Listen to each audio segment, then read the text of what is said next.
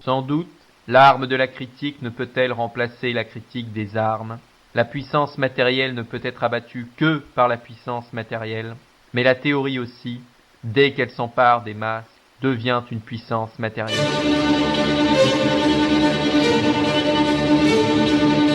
Nous reconnaissons notre vieil ennemi, la marchandise, le travail marchandise, la société marchande, le capitalisme.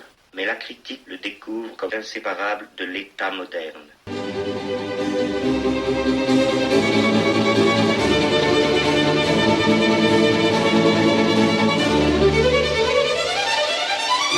Une société raciste n'est pas la collection composite de groupes hétérogènes, mais fonctionne suivant un système de relations entre groupes de pouvoir inégal. Non, la race n'existe pas. Si, la race existe. Non, certes, elle n'est pas ce qu'on dit qu'elle est, mais elle est néanmoins la plus tangible, réelle, brutale des réalités.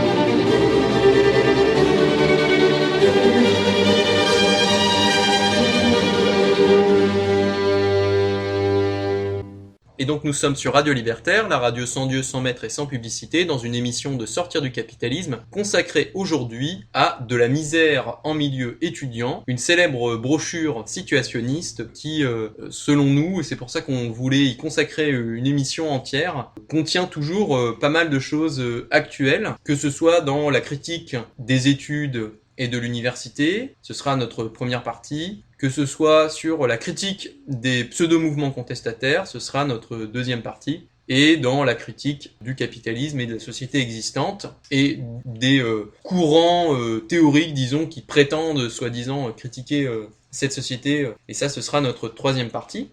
Et donc pour discuter, présenter cette brochure, ces thèses, et enfin discuter, éventuellement voir des limites et proposer des actualisations de cette brochure, nous sommes avec Sylvain de Zone Subversive, un habitué des émissions de Sortir du capitalisme. Donc bonjour Sylvain. Bonjour. Est-ce que tu pourrais d'abord, pour resituer le contexte, qui est le groupe qui a commis ce texte fort intéressant, dans quel contexte est-ce qu'on est globalement en 1967, en novembre 1967, même si évidemment on le précisera ce contexte au fur et à mesure de l'émission. Alors, en 1967, justement, la brochure de la misère en milieu étudiant, moi je trouve intéressante parce que justement, elle est dans un contexte où l'international situationniste est à un point, on va dire, de finesse théorique, d'élaboration théorique, qui est particulièrement intéressant, puisque l'international situationniste, pour résumer rapidement, ça a été créé au départ par des artistes, y compris des peintres, etc., avec une vocation un peu de reprendre l'héritage des dadaïstes, des surréalistes et des lettristes, dans une démarche d'avant-garde artistique. Et puis, les situationnistes, sous l'influence surtout de Guy Debord et un peu de Raoul Vaneigem, se sont rapprochés de courants plus politiques, de courants du mouvement ouvrier révolutionnaire, et notamment du communisme de conseil. Et là, cette brochure essaie de synthétiser un peu les idées situationnistes de l'époque, qui sont particulièrement intéressantes, puisqu'à la croisée de différents courants, alors notamment d'un marxisme un peu hétérodoxe, de critique de l'aliénation, inspiré de Lukács, ce genre de choses, de critique un peu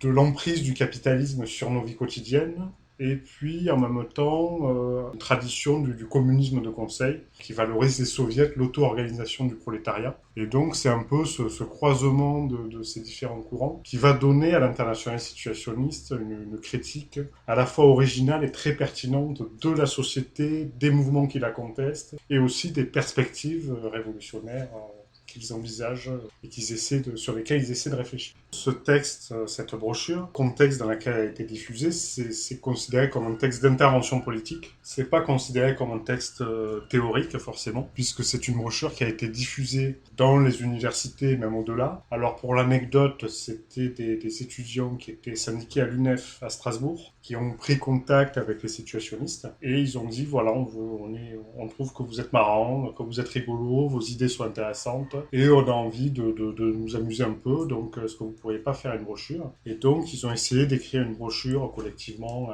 Alors c'est Mustapha Kayati qui est considéré comme un auteur, mais c'est plutôt le fruit d'une réflexion collective, que ce soit celle de l'international situationniste, et donc ça a été financé par l'UNEF Strasbourg, parce que les situationnistes sont un peu l'inverse des trotskistes et des gauchistes, c'est-à-dire que les trotskistes et les gauchistes essaient de prendre le contrôle d'un appareil syndical pour ne rien faire. Les situationnistes n'ont cherché rien du tout. Il y a des gens qui sont venus les voir, ils ont dit dilapider l'argent pour diffuser nos idées. Et donc il y a eu cette brochure qui est largement plus long qu'un tract, donc il y a quand même demande une certaine exigence, et puis diffuser aussi le retour de la colonne du Routy, qui est une forme de bande dessinée détournée, qui reprend aussi pas mal des idées situationnistes, et notamment leur critique des groupuscules gauchistes. Et donc voilà, c'est aussi l'aspect intéressant de ce texte, c'est sa recherche d'avoir une intervention politique, d'essayer de... Ils sont attachés aussi à pas uniquement à penser la société, mais aussi à la transformer. Oui, d'ailleurs, ça a été une brochure qui a beaucoup diffusé les idées situationnistes, puisqu'elle a été tirée à plusieurs milliers d'exemplaires,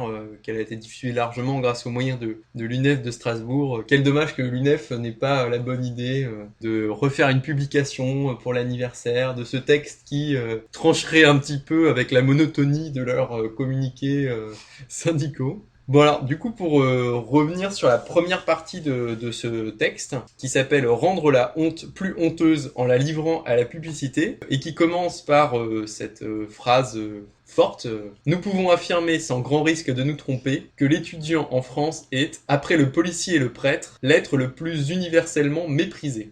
Voilà, donc ça commence fort. Du coup, on voulait présenter un petit peu la critique des étudiants, qui est pas tellement une critique ad hominem, mais qui est plutôt une critique, finalement, presque une analyse de classe, quoi. C'est quoi les étudiants dans la société capitaliste avancée? En tout cas, celle des années 60, on verra qu'il y a quand même quelques différences avec aujourd'hui. Quelle est la critique de l'université qui est faite, et de ce qui va avec l'université, c'est-à-dire la culture, la politique de gauche, les organisations syndicales et les partis. Oui, ensuite, effectivement, il y a cette critique, la critique un peu de l'émergence d'une nouvelle classe sociale qui est plutôt les cadres, les ingénieurs, etc., de la société capitaliste. Et puis une critique aussi de l'aliénation de la vie quotidienne. Alors sur l'aspect, effectivement, futur cadre, c'est un peu une critique forte que font les situationnistes, puisque les étudiants, on est dans les années 60, donc l'université n'accueille pas autant de monde qu'aujourd'hui. Donc effectivement, ce sont des gens plutôt issus de la bourgeoisie qui vont à l'université. Et comme il n'y a pas le chômage de masse comme aujourd'hui, qui sont destinés à avoir un emploi, et notamment un emploi de cadre, de direction dans les entreprises. Voilà, les situationnistes vont critiquer à travers l'étudiant cette classe sociale, qui est appelée aussi les couches nouvelles, qui vont être valorisées par d'autres groupuscules comme le Parti socialiste unifié de Michel Rocard. Et tout un tas de sociologues dont parle un peu la brochure autour de la revue Argument avec Edgar Morin, avec Serge Mallet, etc., qui vont valoriser ces classes moyennes comme un nouveau sujet politique destiné à remplacer le vieux prolétariat des vieux ouvriers. Les situationnistes vont être au contraire dans une espèce d'attitude de mépris pour cette nouvelle classe sociale en disant qu'elle ne mène à rien, qu'elle est totalement dans la soumission, qu'elle n'est pas du tout dans la révolte, qu'elle est dans la passivité et la consommation. Et du coup, ça rejoint un peu aussi leur critique de la vie quotidienne. C'est à un moment donné, ils disent que effectivement les étudiants ont de très faibles revenus et en même temps ils sont soumis à la fois à l'État et à leur famille et donc ils subissent une espèce de contrôle et de conformisme qui est lié un peu à ce statut d'entre-deux, ni totalement enfant, ni vraiment dans le monde du travail, qui fait que ils subissent tout un tas de normes, de contrôle social, qui les réduit à un mode de vie finalement assez aliéné, assez peu épanouissant malgré l'image qu'on se fait de l'étudiant à cette époque-là, qui profite de la vie, etc. Oui, l'image d'un étudiant, bohème. Voilà, effectivement, il critique cet aspect-là de l'étudiant bohème, au goût assez conformiste. Alors, les situationnistes, dans leur revue, critiquent beaucoup la nouvelle vague et le nouveau roman, qui effectivement correspondent bien à ces classes moyennes, à cette petite bourgeoisie intellectuelle qui se développe à ce moment-là, et avec un cinéma et une littérature assez creuse, qui parlent de problèmes pour classe moyenne, de vie moyenne, etc. Il y a tout un tas de films, de Godard, de Romer, où il ne se passe strictement rien, c'est des dialogues soporifiques. Et effectivement, on sent chez les situationnistes une volonté de critiquer cette culture-là qui est très à la mode dans certains milieux, notamment dans les médias, qui incarnent cette classe sociale-là, voilà, et de démolir un peu tout ça. Les situationnistes, d'ailleurs, dès le début de leur revue, dès le début des années 60, ont démoli le nouveau roman, la nouvelle vague. Ils insultent Godard. En mai 68, ils avaient dit Godard, le plus con des Suisses pro-chinois, pour un peu à la fois dénigrer son cinéma qui est très esthétisant et ses engagements politiques qui sont très, très gauchistes et très peu réfléchis. Voilà. Oui, pour la Chine de Mao, pour le maoïsme et la révolution culturelle, quoi. Voilà, qui défendait la barbarie maoïste. Ce que tu dis, c'est intéressant parce que, en fait, la critique situationniste, là où elle est très novatrice dès ce texte-là, c'est qu'elle refuse de prendre parti dans l'opposition entre la vieille culture bourgeoise, un peu aristocratique, élitiste. Donc il y a un mépris dans ce texte pour les vieux professeurs qui continuent à s'attacher à la culture classique. Parce que dans les années 60, on est encore dans un entre-deux où l'université est en transformation. C'est-à-dire qu'elle n'est plus uniquement réservée à, disons, la bourgeoisie au sens classique, les fils de rentiers, les fils de propriétaires, les fils de patrons. Elle s'ouvre aux classes moyennes, pas au prolétariat, ou très, très marginalement, mais aux classes moyennes. Et du coup, elle a une fonction qui devient désormais beaucoup plus technique, c'est-à-dire que avant, globalement, les fils de patrons, de toute façon, ils allaient succéder à leur père. Les études, c'était pour leur donner un peu de culture, pour enrober ça, entre guillemets, d'une espèce de supériorité morale. Ça fait partie de la justification de la bourgeoisie, du pouvoir de la bourgeoisie. C'est d'enrober ça à travers une supériorité intellectuelle et culturelle, un peu comme les aristocrates maintenaient une espèce de distinction vis-à-vis de la plèbe par tout un tas de choses, le vêtement, la culture, tout ça. Et donc cette université en transformation, elle est déjà à l'époque on parle de crise de l'université, c'est ça qui est un peu rigolo parce qu'on en parle encore aujourd'hui. Et là, ce qui est appelé crise de l'université à l'époque, c'est le fait que l'université est pas adaptée à recevoir tous ces enfants des classes moyennes qui arrivent pour devenir des futurs cadres, parce qu'elle est encore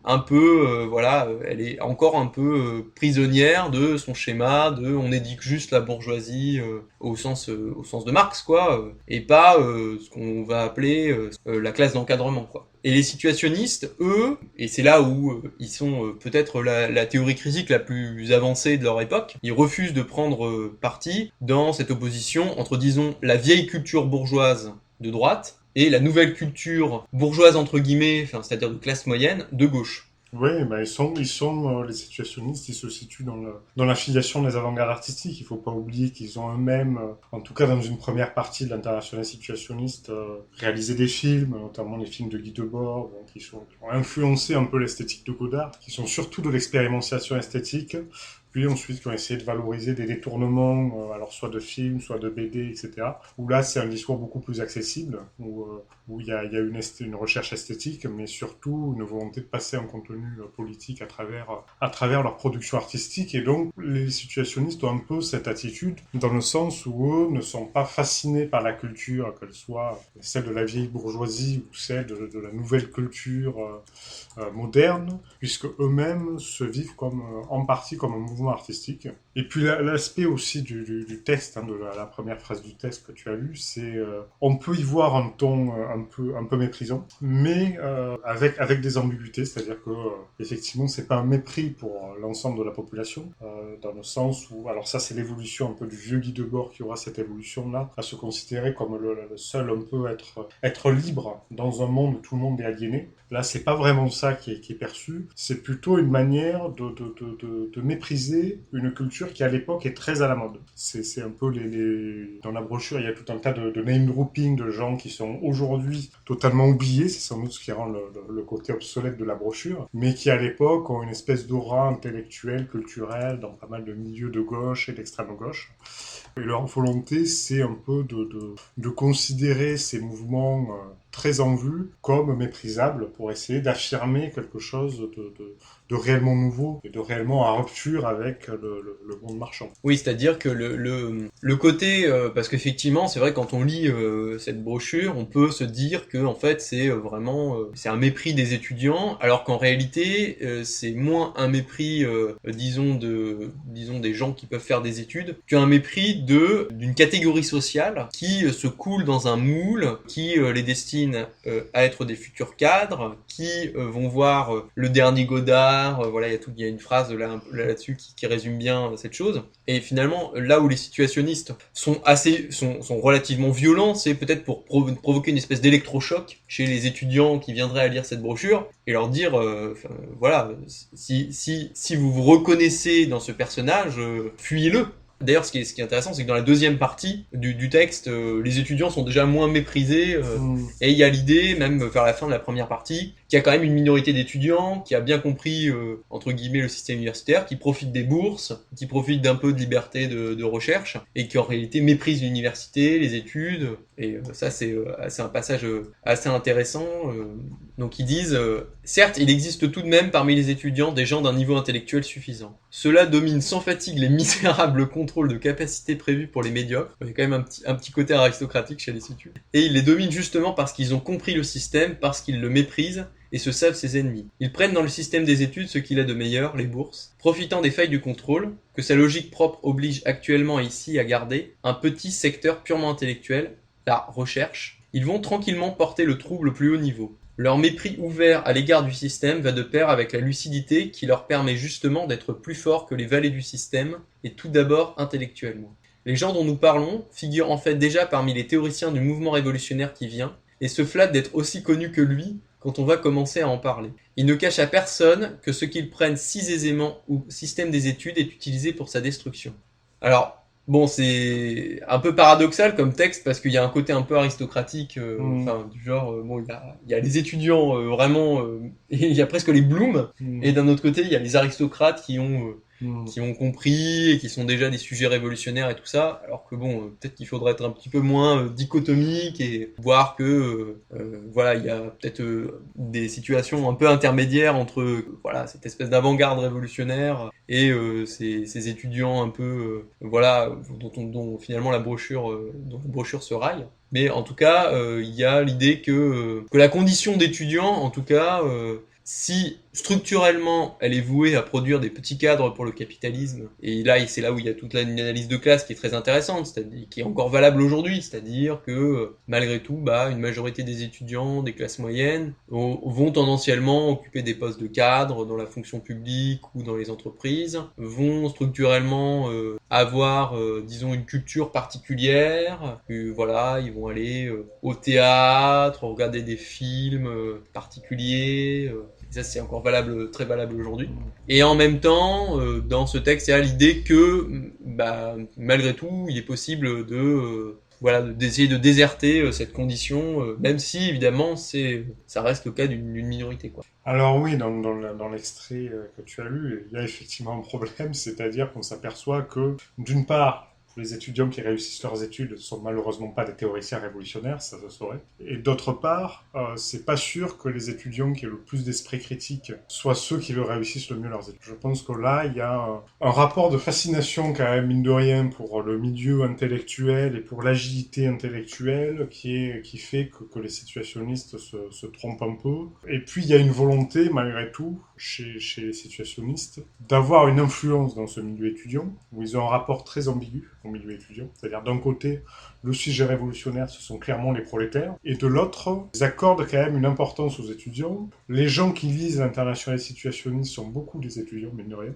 et ils ont beaucoup plus d'audience dans les milieux universitaires et chez les étudiants que chez la plupart des ouvriers. Et donc, c'est vrai qu'il y a ce rapport un peu ambigu par rapport au monde étudiant chez les situationnistes. Alors, effectivement, c'est possible que dans l'international situationniste de l'époque ou leurs sympathisants, il y ait pas mal de gens qui soient dans cette situation, c'est-à-dire d'étudiants qui sont là pour les bourses, qui arrivent à passer leurs examens et qui sont quand même dans un rejet total des études parce qu'ils n'ont pas envie de devenir des cadres. Et c'est aussi une partie des raisons de la contestation étudiante dans les années 60 et en France en mai 68, il y a ce refus de s'intégrer justement dans ce conformisme, non seulement du mode de vie étudiant, mais surtout de la vie future, du cadre moyen avec sa maison pavillonnaire en banlieue. Mais voilà, en gros, le mode de vie, l'American Way of Life, assez conformiste et finalement assez routinier, ennuyeux et assez peu exaltant. Donc il y a une partie des étudiants, plutôt que de vouloir être cadre moyen, ils préfèrent être révolutionnaires, parce que c'est quand même un peu plus enthousiasmant. Oui, il y a une espèce de donc chez ces étudiants un refus de leur devenir leur place dans la société de classe qui leur est assignée, un petit peu comme dans les années 70, pas mal de prolétaires italiens vont refuser justement d'être des prolétaires, et c'est une dynamique qu'on retrouve beaucoup dans les années 60-70, qu'on retrouve peut-être moins aujourd'hui parce que il y a d'autres facteurs qui l'expliquent, mais il y a aussi le fait qu'aujourd'hui, comme on est même plus sûr d'avoir une place, c'est plus difficile de la refuser. Et aussi, ce qui différencie beaucoup la situation par rapport à aujourd'hui, c'est que l'université dans les années 60 est en train d'être très progressivement restructurée pour être adaptée aux nouveaux besoins du capitalisme des années 60, qui est en pleine expansion, de plus en plus technologique, et donc qui a besoin de cadres, notamment de cadres techniques, mais aussi de cadres pour former la main-d'œuvre. Et donc il y a un mouvement du capitalisme qui fait qu'on n'a plus besoin seulement d'une énorme masse de prolétaires, mais de plus en plus aussi de ces classes moyennes salariées dont on a parlé dans une émission avec Alain. Et on a besoin de cette nouvelle classe dans un nombre toujours plus fort, ce qui fait qu'il y a même eu des explications, par exemple je pense c'était celle de Pierre Bourdieu, comme quoi mai 68 serait lié au fait qu'il y avait tellement de gens dans les universités, qui étaient des structures qui n'étaient pas du tout adaptées à recevoir autant de monde, que du coup ça a créé des formes de frustration, Enfin, moi je pense que c'est une explication un peu trop facile de mai 68, mais bref. Et ce qui est intéressant dans la critique des situationnistes, c'est qu'ils disent que d'un côté donc on a les réactionnaires qui défendent voilà la culture bourgeoise de droite, qui disent non il faut revenir à l'université d'avant. C'est marrant parce que c'est des discours que depuis qu'on a entendu 100 fois de l'université, une espèce de sacralisation de l'université qui devrait quand même faire réfléchir un peu dans les milieux critiques quoi. Et ce qui est rigolo, c'est que les situationnistes critiquent d'un autre côté l'UNEF en disant que finalement c'est des réformistes de gauche de l'université qui veulent adapter l'université aux besoins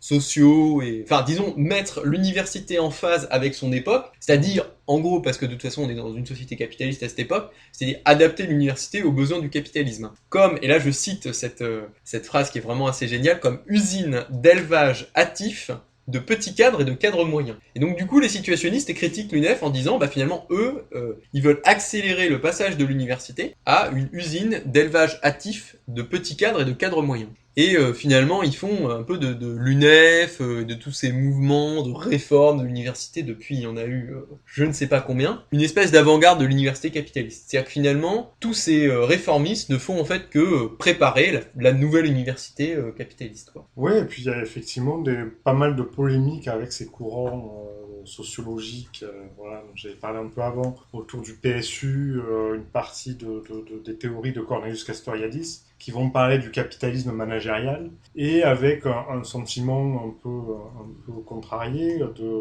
d'un côté un peu de constater les évolutions du capitalisme, et en partie de s'en réjouir, d'être un peu fasciné par cette montée des cadres, des ingénieurs, qui vont effectivement voilà, former le gros des troupes du Parti Socialiste Unifié, qui vont aussi fasciner Cornelius Castoriadis à une époque, après sa sortie de Socialisme ou Barbarie. Et c'est ce qu'on va appeler les couches nouvelles. Et c'est vrai que c'est important de critiquer ça, de critiquer ces théories un peu, qu'ils disent modernistes, à la fois de l'université et de la société, qui en gros aussi vont, et d'ailleurs c'est des discours qu'on entend toujours, c'est qu'aujourd'hui la classe ouvrière a disparu, il n'y a plus de prolétariat, et que finalement aujourd'hui c'est l'intelligence connectée, c'est à travers les réseaux internet, les informaticiens, etc. C'est le discours de Tony Negri et de sa mouvance aujourd'hui qui va essayer de valoriser les aspects les plus modernes du capitalisme. Et c'est vrai que les situationnistes vont critiquer un peu ces dérives d'une espèce je sais même pas si c'est de l'anticapitalisme, mais c'est vrai que c'est de dire que le capitalisme ne va pas assez loin dans son mouvement de progrès, voilà, et qu'il faut essayer d'aller encore plus vite que le capitalisme dans une espèce de réforme de la société.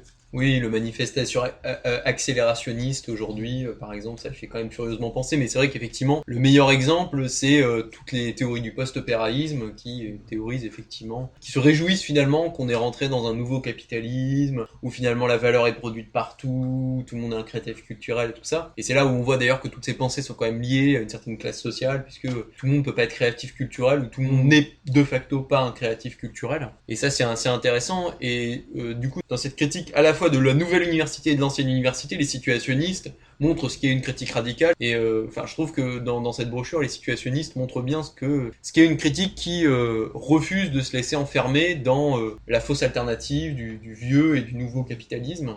Contrairement aujourd'hui, on critique régulièrement, effectivement, tous les penseurs qui ont une nostalgie pour les 30 Glorieuses. Je pense quand même que le courant situationniste, un des grands intérêts, c'est que c'est un courant qui se développe pendant les 30 Glorieuses et qui les étrille, alors que il faudrait peut-être les relire aujourd'hui, avec toute cette nostalgie à gauche des 30 Glorieuses. Et du coup, ça montre un petit peu ce qu'est une critique, ce qu'est une critique radicale, et on le verra dans la troisième partie et dans la deuxième partie de l'émission, le fait qu'il refuse aussi de se positionner dans le débat très important à l'époque, qui aujourd'hui s'est beaucoup déplacé, entre l'URSS et ses pays frères, entre guillemets, et d'autre part le bloc capitaliste libéral, quoi. Donc ça, c'est un refus qu'il faudrait méditer. Après, finalement, quelle est la critique qu'ils font des étudiants, disons au-delà du fait que voilà, ils sont de classe moyenne et tout ça. Il y a un certain nombre de points peut-être que je voudrais lister rapidement. Donc c'est tout d'abord l'étudiant qui est presque un espèce d'idéal type, hein, mais qui est quand même une figure qu'on retrouvait beaucoup à cette époque et que malheureusement on retrouve encore beaucoup aujourd'hui, peut-être moins dans l'université, dans les universités un peu précaires ou genre Paris 8 ou Paul Valéry, où là il y a quand même plus de prolétaires que de gens des classes moyennes. Mais on va dire si par exemple on va à Paris 4 la Sorbonne, c'est des étudiants qui croient fermement aux valeurs et aux idées du capitalisme. D'ailleurs c'est un petit peu une des fonctions principales aujourd'hui des managers et des cadres de manière générale, c'est de pouvoir croire en un système, alors que tendanciellement les employés, les salariés de base, ils n'ont pas forcément beaucoup d'avantages matériels à y croire, ni la formation idéologique pour le faire. Après, il y a également une critique du fait que les étudiants ont trop souvent une attitude de révérence vis-à-vis des professeurs, qu'ils abdiquent leur esprit critique et qui sont dans une espèce de communion avec leurs professeurs, dans l'idée que eux détiennent le savoir, et ce qui donne tout son côté un peu sectaire à l'université aujourd'hui, pas toute l'université, mais quand même une bonne partie de l'université, c'est-à-dire une espèce d'entre-soi où on est content, on partage des références, un langage, un code qui est pas compréhensible pour une majorité de la population, même celle qui s'en donnerait la peine, disons, et qui produit pas grand-chose de très subversif ou de très novateur et de très critique et de très radical. Peut-être que depuis quelques années, il y a peut-être un peu plus de critiques chez les étudiants, mais globalement, ça reste faible. Alors ouais, moi dans ma jeunesse où j'étais étudiant, ça remonte à longtemps. Quand il y avait des mouvements de contestation étudiants, des blocages dans les universités, etc., c'est vrai que la critique de l'université était finalement assez peu présente. Alors, on pouvait critiquer le capitalisme, on pouvait critiquer l'État, mais dire les profs ne servent à rien, ce qu'ils nous enseignent c'est totalement débile, c'est du bourrage de crâne, ou voilà, ça n'a aucune utilité, c'est le degré zéro de la critique, c'était un discours difficilement audible malgré tout. Et c'est vrai que même chez les étudiants d'extrême gauche, comme le dit bien la brochure, et là c'est toujours le cas, il y a quand même l'idée que, ah oui, dans la sociologie de Bourdieu, il y a des choses intéressantes, que dans je sais pas tel ou tel auteur, ou même des universitaires encore en vie, ah oui, mais quand même, l'université diffuse des éléments d'esprit critique. Les situationnistes, dans cette brochure, démontrent bien que tout cela n'est que mascarade, qu'en réalité, les universitaires, alors ils diffusent ce que les situs appellent un savoir séparé, c'est-à-dire c'est des cours sur des points très précis, très particuliers, sans aucune vision globale de la société, sans aucune critique globale, même chez les sociologues et les historiens, ça va être une période particulière, etc. Et que finalement, l'université, évidemment que c'est plus une fabrique de conformisme, de comportement moutonnier, de dévérence à l'égard des profs, plutôt qu'un temple du savoir critique et de la contestation, de la subversion permanente. Effectivement, dans des années, je pense surtout aux années 90-2000, où le niveau de contestation était très faible, l'université a pu apparaître comme un peu le dernier endroit où on pouvait faire de la critique, ce qui fait que tous les universitaires se sont finalement érigés dans une espèce de classe révolutionnaire qui défend les acquis sociaux contre le néolibéralisme, il y a eu quand même une vague dans l'université de critique du néolibéralisme qui est très fort, comme si la critique du néolibéralisme était éminemment subversif, alors que Pierre Bourdieu, professeur au Collège de France, pouvait la sortir. Et c'est vrai que, heureusement aujourd'hui, ça commence quand même à être remis en cause, cette idée que voilà, c'est les universitaires critiques du néolibéralisme qui sont un peu l'espèce d'avant-garde éclairée qu'il faut écouter en priorité, alors que eux-mêmes parfois effectivement sont voilà, dans l'émission, parfois on fait écho à des choses qui ont été développées par des universitaires, mais en général, à part quelques rares universitaires qui en général viennent d'un milieu contestataire avant d'être devenus universitaires, et qui ont donc peut-être une approche plus radicale et globale des questions. La plupart des universitaires aujourd'hui, voilà, ils ont les seules théories, leur théorie critique globale, ils l'ont appris en lisant Foucault ou Bourdieu, et donc évidemment, c'est assez faible en termes de critique radicale de la société capitaliste. Peut-être que dans, on espère que l'université n'existera plus dans 20 ans. Donc, peut-être qu'aujourd'hui, peut-être que maintenant c'est un petit peu moins vrai et que les étudiants reviennent dans des mouvements sociaux plus radicaux et peuvent développer des théories un peu plus radicales. Mais enfin, en tout cas, pour ce qui est de des dernières générations d'étudiants, des dernières générations d'universitaires plutôt, globalement, voilà, ils sont été nourris à Foucault, à Bourdieu, à une critique mal comprise du marxisme. C'est-à-dire, ils ont rejeté le marxisme comme étant totalitaire et tout ça. Du coup, ils ont balancé Marx, ils ont balancé le communisme libertaire avec. Tout ça a donné la pauvreté intellectuelle qu'il y a aujourd'hui chez les universitaires, quoi. Alors pour l'anecdote, il y a eu même un mouvement des universitaires, ça remonte à 2009, et leur mouvement s'appelait Sauvons l'université, qui est un mouvement totalement corporatiste. C'est-à-dire que les médias qui dénoncent sans arrêt le corporatisme des cheminots, des ouvriers, des gens qui ont des statuts ou autres, encenser ce mouvement Sauvons l'université, où c'est quand même des universitaires qui disaient quand même on veut continuer à être bien payé, on veut quand même avoir une vie assez cool, assez peinard, pas trop donner de cours, faire nos recherches dans nos labos assez tranquilles, et qu'on ne vienne pas nous faire chier à nous dire que c'est de la merde en nous évaluant, etc. Quand même, l'université, ça doit être quand même un temple sacré qui ne doit servir à rien, et on doit continuer à vivre comme ça. Et donc ce mouvement s'appelait Sauvons l'université, qui résume à peu près l'état d'esprit dans lequel sont les universitaires. Et je pense que ce serait intéressant, dans une perspective situationniste, de créer un mouvement qui s'appelle Détruisons l'université, qui dénonce un peu toute cette mascarade, alors que ce soit la caste des universitaires, que ce soit les étudiants qui... Alors moi j'avais vu même des conférences d'universitaires critiques, de séminaires marxistes, de sociologues bourdieusiens, et vous avez les étudiants qui écoutent cette pensée censément être critique avec énormément de dévotion en disant « Oh, que c'est formidable ce regard critique sur la société », mais eux ne sont absolument pas critiques par rapport à ce savoir universitaire et par rapport à ce qui leur est débité avec évidemment la tribune, le savoir, les citations, les références intellectuelles, les notes de bas de page, etc. Il n'y a aucun regard critique par rapport à tout ça. Et c'est intéressant parce que ça fait, là, ce que tu viens de dire, ça fait tout à fait écho à une partie de la brochure où il est dit, voilà, que les étudiants sont un peu des consommateurs privilégiés des marchandises politiques. C'est-à-dire des dernières marchandises politiques à la mode. Donc à l'époque, c'était le maoïsme, le castrisme, la nouvelle gauche, le PSU et tout ça. Et aujourd'hui, qui serait, je sais pas, les Insoumis, pourquoi pas, la France Insoumise, Podemos en Espagne, voilà, ce genre de mouvements, qui sont vraiment des mouvements de classe moyenne, réformistes, de gauche, qui se contentent d'agiter un petit chiffon en disant « Oulala, c'est pas bien, les 1%, ils sont cupides, et ils nous spolient, et nous, on est les 99%. » Alors d'ailleurs, c'est rigolo parce que même le monde diplomatique se met à critiquer le slogan des 99%, puisque dans un éditorial, Serge Halimi disait que 99% c'était trop. Voilà. Ah. Et que il fallait aussi critiquer les journalistes, les universitaires, les avocats.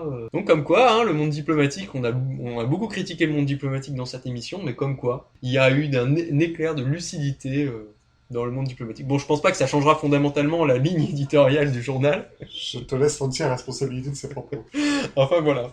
Et du coup, Ce que disait aussi la brochure, c'est que du coup les étudiants voilà, sont aussi des consommateurs des marchandises intellectuelles dernier cri. Voilà, donc aujourd'hui ça va être, je sais pas, ça va être les livres de La Fabrique par exemple, qui sont les marchandises intellectuelles dernier cri. C'était à une époque et encore récemment Foucault. Les étudiants finalement en arrivent, et c'est ce que disent les situationnistes, là je dis pas tous les étudiants, mais disons les étudiants de manière générale, on arrive finalement à consommer de la critique nouvelle. C'est-à-dire à une époque, dans les années 60, ils consommaient du marxisme, parce que le marxisme c'était... ça revenait sur le devant de la scène, c'était à la mode, ils disaient Sartre, Althusser, tout ça. Dans les années 70, ce qui était à la mode, ça commençait à être Foucault, Deleuze, Guattari, dans les années 80 aussi. Après, ils se sont mis à lire Négri dans les années 90, dans les années 2000, et Bourdieu dans les années 2000, voilà. Et jusqu'à aujourd'hui où, ce qui est à la mode, c'est plutôt La Fabrique, Période, voilà. Ce genre de marchandises intellectuelles dernier cri qui pourtant ont sur plein d'aspects sont en deçà d'acquis fondamentaux. Par exemple, dans les années 50-60, en lisant les situationnistes, on voit bien que normalement la critique du marxisme léniniste, tout ça, ça devrait être acté et on devrait le jeter aux poubelles de l'histoire. On en est en 2017, il est toujours pas aux poubelles de l'histoire, bon c'est bien dommage. Et on voit que, et aujourd'hui on voit bien dans la résurgence de formes de marxisme-léninisme à travers période ou certaines publications de La Fabrique que c'est pas encore acté. Et je pense que malgré tout les étudiants dans leur recherche du dernier cri, des marchandises intellectuelles ou subversives, finalement participent de ces phénomènes un peu médiatiques de la nouveauté et du coup malheureusement, on ne choisit pas toujours la critique la plus pertinente de la société actuelle, quoi. C'est vrai qu'aujourd'hui, il y a les colloques Pensée l'émancipation. Voilà, c'est ça. Qui sont un peu la caricature de tout ça. C'est ça, voilà. Et ce qui fait que les situationnistes disent que finalement, les étudiants sont les derniers participants zélés au spectacle politique de gauche. Donc voilà, typiquement, c'est eux qui vont aller à Penser l'émancipation, ou à tel colloque sur, je sais pas moi, la critique du néolibéralisme. Et finalement, ils disent que les étudiants sont les meilleures terres de mission des curés politiques. Donc je trouve que l'expression est vraiment, vraiment bien choisie, quoi. Et dernière chose, les étudiants, dans leur volonté d'être toujours au dernier cri de la critique politique, évidemment, dans les années 60, ils critiquaient De Gaulle comme étant une personnalité archaïque, ce qui fait que la figure de Gaulle a de facto eu une très grande place dans la contestation des 68, et disons dans sa partie la plus mainstream, entre guillemets. Mais, comme disent les situationnistes, ils critiquent De Gaulle comme archaïque, mais au nom d'erreurs passées. C'est-à-dire le PCF, la vieille gauche réformiste, c'est-à-dire la contre-révolution depuis le début des années 20 et l'échec de l'assaut prolétarien de la fin des années 1910, quoi. Oui, effectivement, c'est vrai qu'à l'époque, le marxisme-léninisme n'était pas encore considéré comme archaïque. Ce serait bien de le considérer enfin comme archaïque, effectivement, comme le gaullisme, comme le macronisme, etc. Ouais, c'est vrai que tout ça est à jeter. Voilà, et je pense qu'on va finir cette première partie sur ces bonnes paroles, et on va passer une pause musicale. Le travail, voilà votre seul rôle. Travail, famille, patrie, travail, famille, patrie, ne sortez pas de là. Je ne veux plus entendre parler de lutte de classe. Sinon, je vous envoie à mes sociologues. Et s'il le faut, mes psychiatres, mes urbanistes, mes architectes, mes Foucault, mes Lacan. Et si cela ne vous suffit pas, je vous envoie même un structuraliste. Bureaucrate! Il y en a marre. Je vais quand même pas me crever au chagrin toute ma vie. Tu peux en toucher un mot à ton syndicat, hein? Ou bien l'île Nouvel Observateur, hein? Tu me prends pas un peu pour un con? Tant que ça peut durer. À propos, j'y pense. Ce n'est pas la première fois que ça arrive. On vous a déjà eu sans faire de prisonnier en Catalogne en 37. Et puis dans les rues de Budapest en 58. À la prochaine fois. Bureaucrate, on n'est pas des militants. On ne se laissera plus jamais faire l'arme de la critique.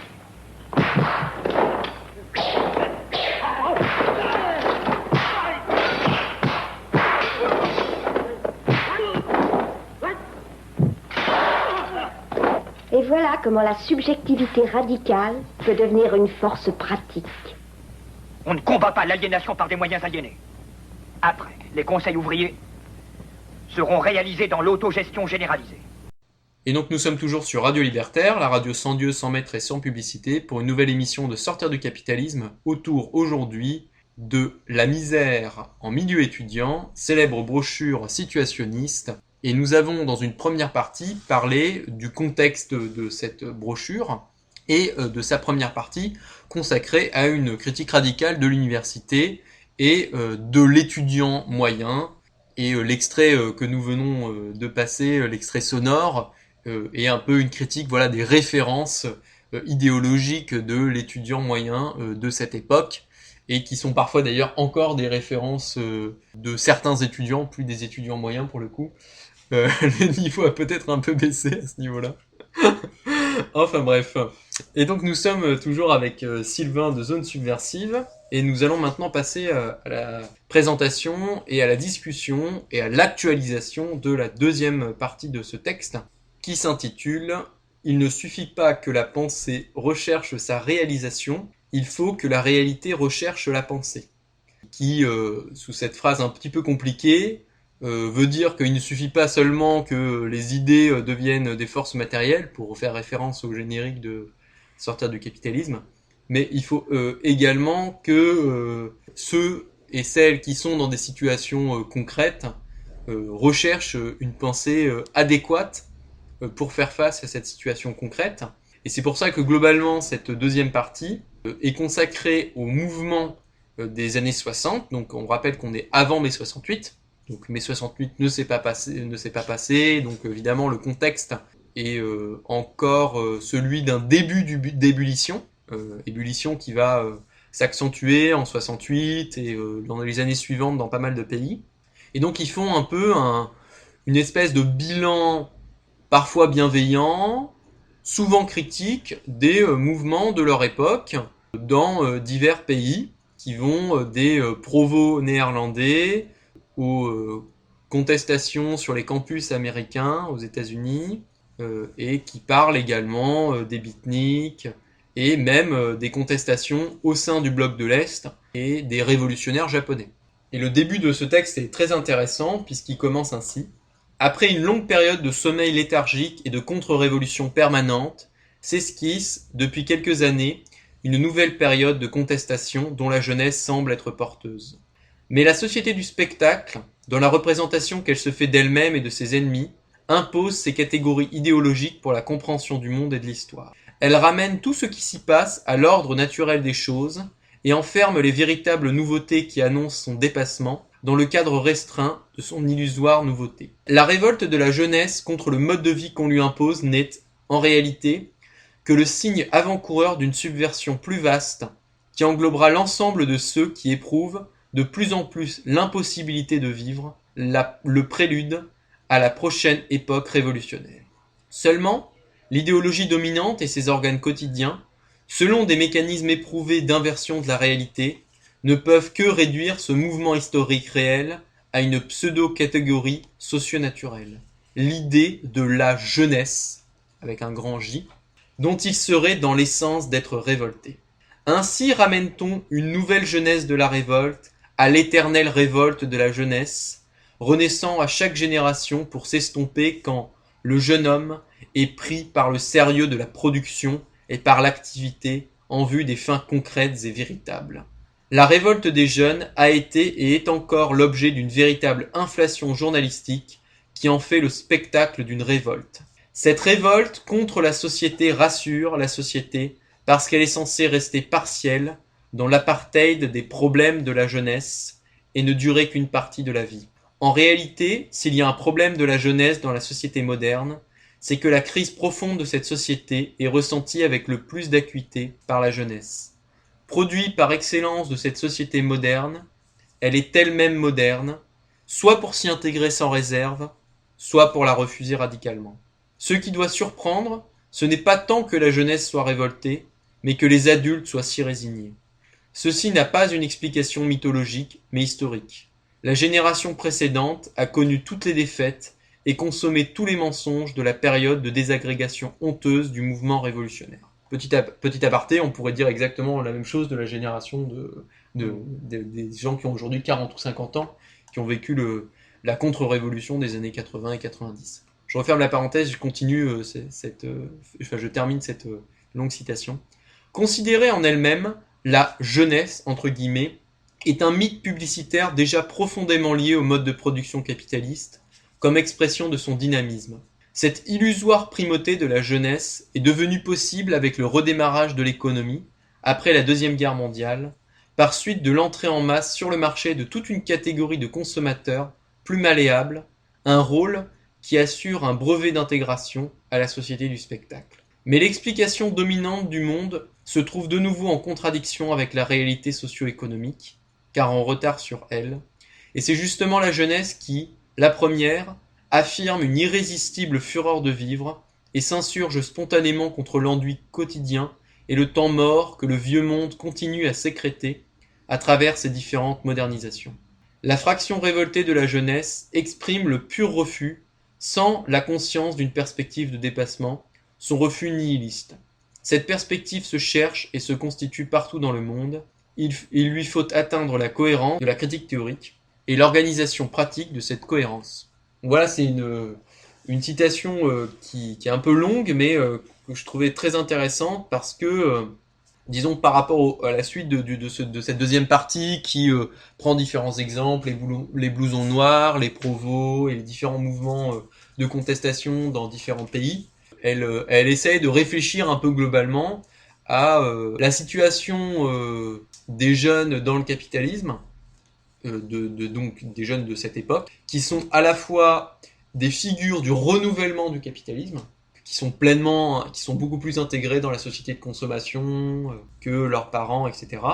Et on le voit même dans un livre comme Nous voulons vivre de Nanni Balestrini, où les premiers chapitres montrent bien que ces jeunes prolétaires qui vont devenir les plus fervents révoltés des années 70, au début, sont beaucoup des jeunes frustrés de ne pas pouvoir accéder plus largement à la consommation, et du coup frustrés de devoir travailler pour avoir accès à cette consommation.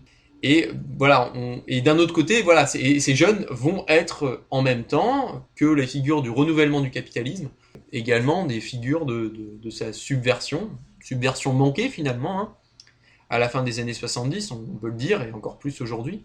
Mais tout de même, c'est principalement des jeunes qui vont animer les mouvements de contestation dans le monde entier au cours des années 60 et 70.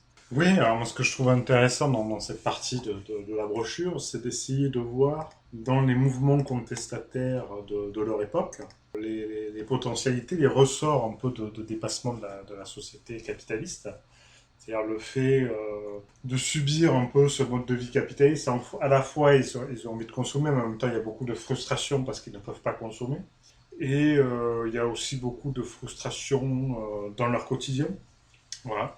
Et que du coup, cette jeunesse est un moteur de révolte. Et c'est vrai que là, pour le coup, si on veut actualiser, ce serait intéressant d'observer les révoltes de la jeunesse qu'il y a eu en Tunisie, en Égypte en 2011, puis les mouvements Occupy aux États-Unis, un peu partout dans le monde, les mouvements des places en Espagne, en Grèce, etc., ou les mouvements comme l'an dernier en 2016, de voir quelles sont ces nouvelles formes de contestation, qu'est-ce qu'elles expriment, le refus des vieux partis, des vieilles hiérarchies, etc.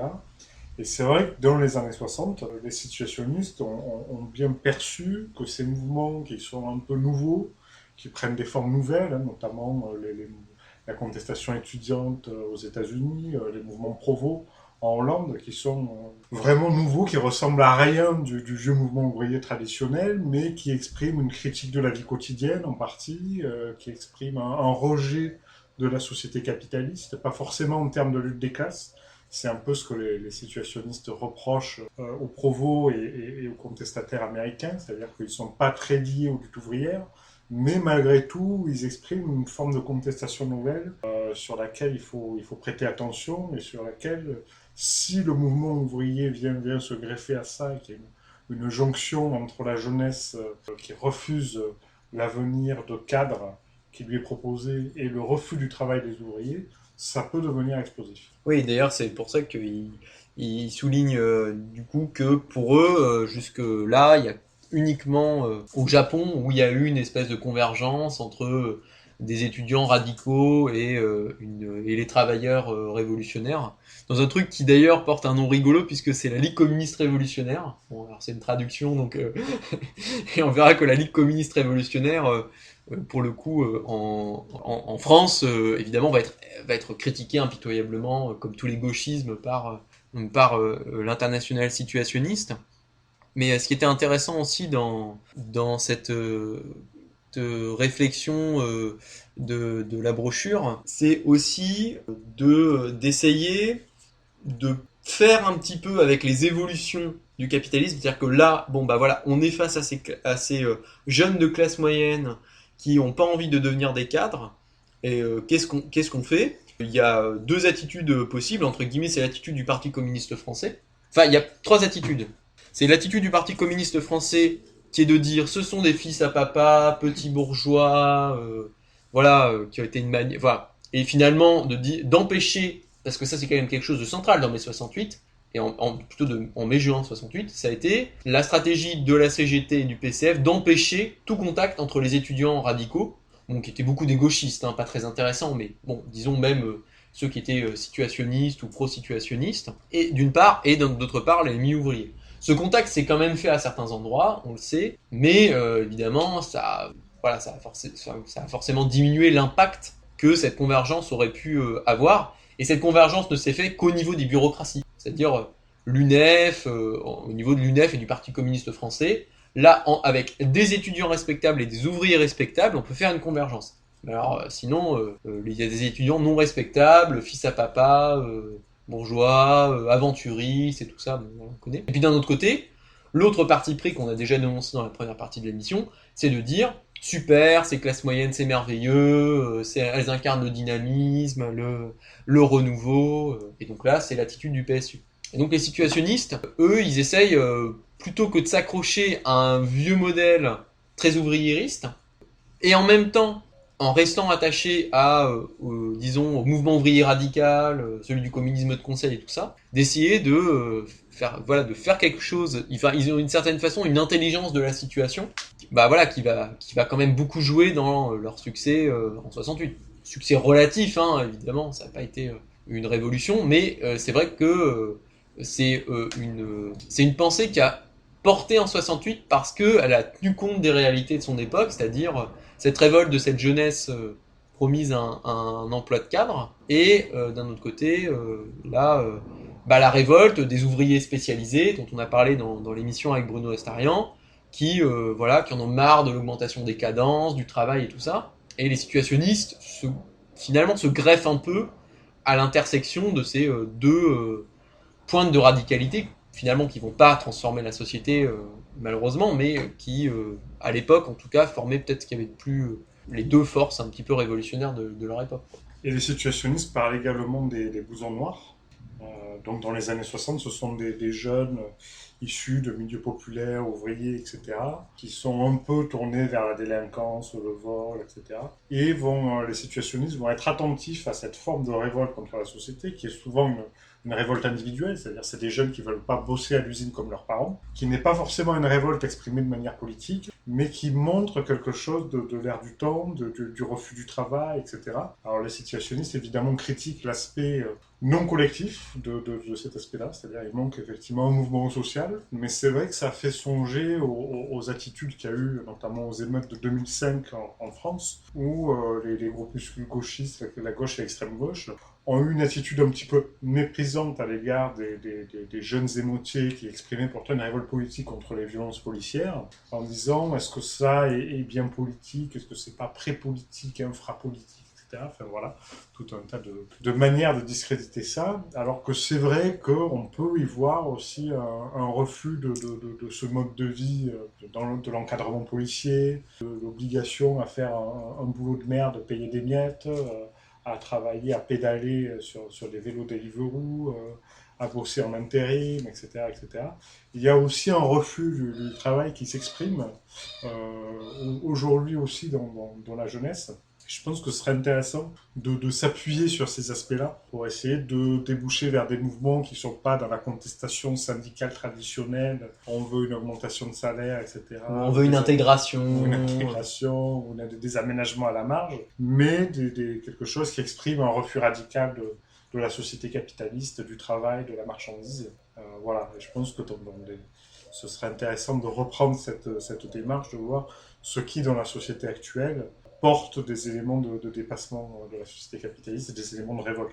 Oui, et c'est là qu'on peut se poser la question. Moi, j'ai aucune réponse à ça, mais comment est-ce que... Je pense qu'il y a des explications relativement simples, mais c'est vrai que, effectivement, quand on pense à la description des blousons noirs, celle des émeutes de 2005, et qu'on met ça en regard avec le roman de Danny Balestrini, Nous voulons tout, on se dit que, au départ, finalement, le personnage de Danny Balestrini, donc qui va devenir militant de Potere Operaio, pour situer, donc on va dire pas des autonomes italiens, mais enfin voilà, disons de l'autonomie ouvrière italienne. Il part un peu du même milieu sociologique, c'est-à-dire le refus du travail, la volonté, mais une révolte très individualiste, finalement, où il y a une espèce de frustration, d'un manque de consommation, où à la limite l'individualisme va être uniquement dépassé sous forme de bande. Il y a une critique dans le texte des situationnistes de la bande, et qui fait que finalement, c'est la logique de la bande, c'est une reconduction de la séparation capitaliste. C'est-à-dire que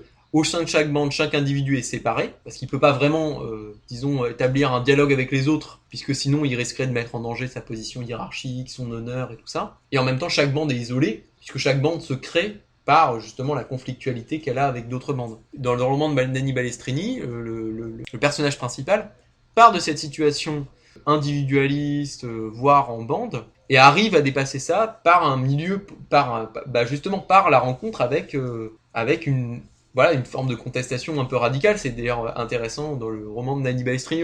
C'est cette rencontre de ce jeune révolté, individualiste, qui finalement veut pas travailler mais veut bien consommer, avec des étudiants un peu radicaux. Et c'est vrai que alors il y a eu en 2016-2017 quelques tentatives de jonction de ces milieux très disparates, mais globalement on peut dire que la société capitaliste continue d'être une société qui sépare bien, et pour l'instant il n'y a pas encore eu vraiment de jonction, même si au fur et à mesure peut-être de la dégradation des conditions de vie au sein du capitalisme, espérons qu'il y aura des formes de jonction qui se créeront et qui reproduiront les jonctions qui ont eu lieu dans les années 60 et 70, surtout en Italie.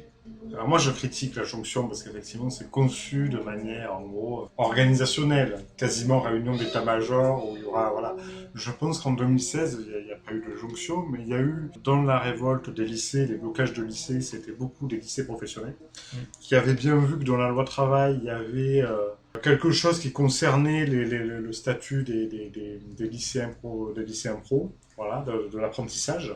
Et il y avait un côté ludique de blocage, d'émeutes, de jeux à chat et à la souris avec la police, mais il y avait aussi, je pense, une prise de conscience que la vie qui leur est réservée allait être très peu réjouissante s'il n'y avait pas un mouvement de révolte. Et je pense qu'il n'y aura pas de mouvement de jonction, mais ce qui est possible, c'est qu'il y a un mouvement global où tout le monde se rencontre dans un même mouvement de révolte. Même si ce n'est pas au même moment, dans les mêmes manifestations, dans les mêmes lieux, mais qu'à un moment donné, l'ensemble de la population se révolte. Et puis effectivement, la jonction, elle peut se faire dans une réflexion collective pour le dépassement de la société actuelle et pour d'autres perspectives de société. Oui, c'est ça, il ne s'agit pas de se plier au mot d'ordre de la convergence des luttes avec un côté très artificiel, finalement très bureaucratique, et du coup avec le mot d'ordre un peu de l'unité qui historiquement a quand même été très foireux comme mot d'ordre, puisque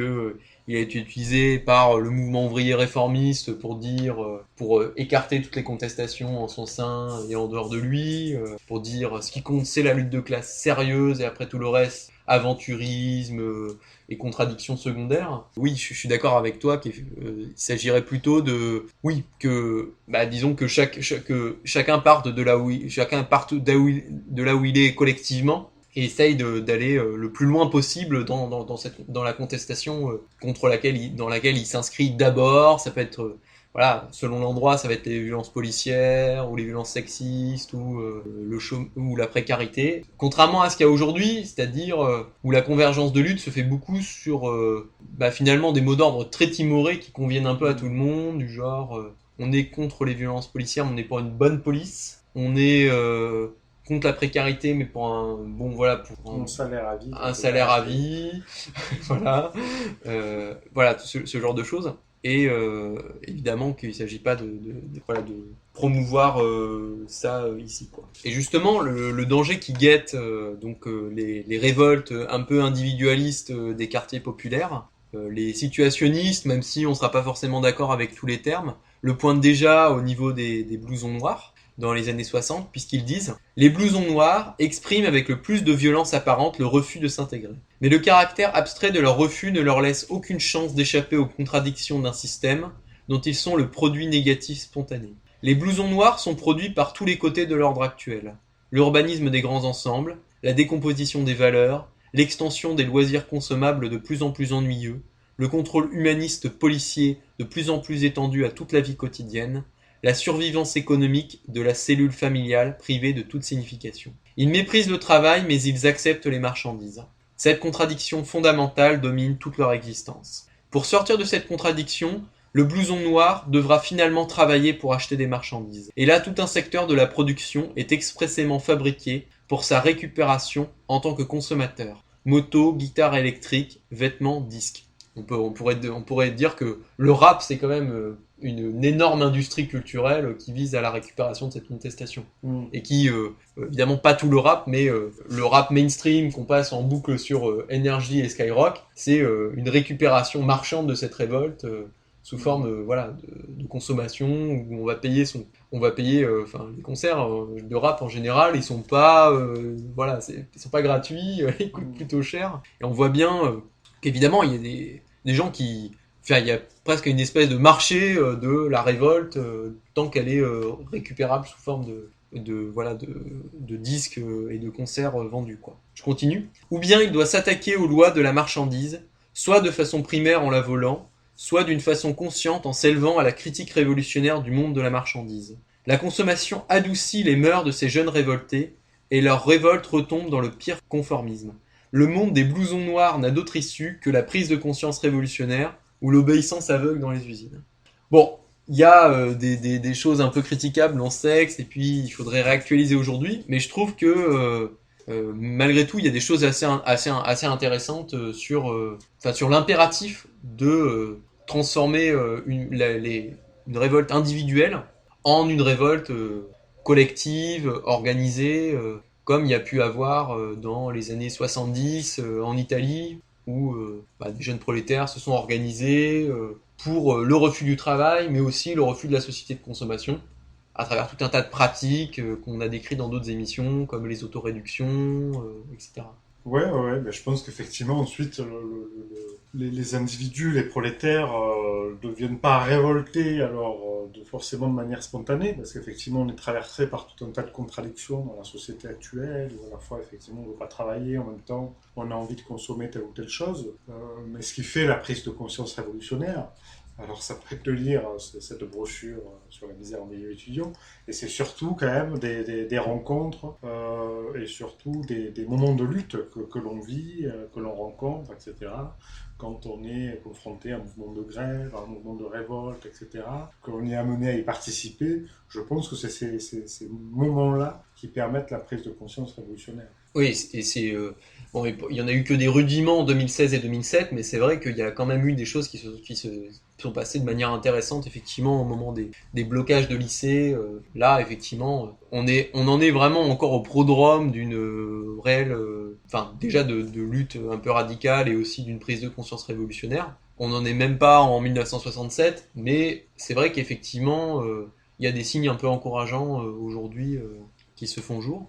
Après, pour passer à un autre sujet, je pense qu'on va pas trop parler des provos aujourd'hui, parce que je pense qu'aujourd'hui, il n'y a plus vraiment d'équivalent.